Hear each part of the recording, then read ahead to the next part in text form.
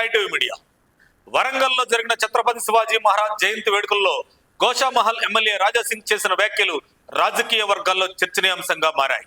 సభలో మాట్లాడిన ఆయన ఎంఐఎం నాయకుడు అక్బరుద్దీన్ ఓవైసీ గతంలో చేసిన 15 నిమిషాల వివాదాస్పద వ్యాఖ్యలను ప్రస్తావిస్తూ తీవ్రంగా స్పందించారు.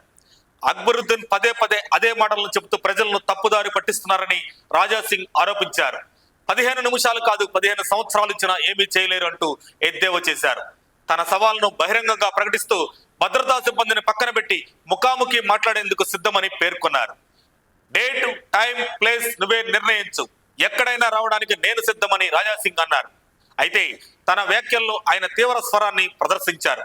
గతంలో హిందువుల మనోభావాలను దెబ్బతీసేలా మాట్లాడారని ఆరోపిస్తూ దానికి సమాధానం చెప్పే సమయం దగ్గరలోనే ఉందని హెచ్చరించారు. ఓవైసీ సోదరుల రాజకీయాలు పాత బస్తీకి మాత్రమే పరిమితమైపోయాయని విమర్శించారు.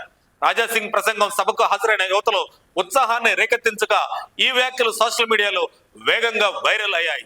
రాజకీయ వర్గాల్లో ఈ మాటలపై భిన్నాభిప్రాయాలు వ్యక్తమవుతున్నాయి. ఒకవైపు ఇది కేవలం రాజకీయ విమర్శగా చూడగా, మరోవైపు మాటల తీవ్రతపై ఆందోళన వ్యక్తమవుతున్నాయి. ఈ ఘటనతో మరోసారి రాష్ట్ర రాజకీయాల్లో మాటల యుద్ధం చర్చకు దారితీసింది.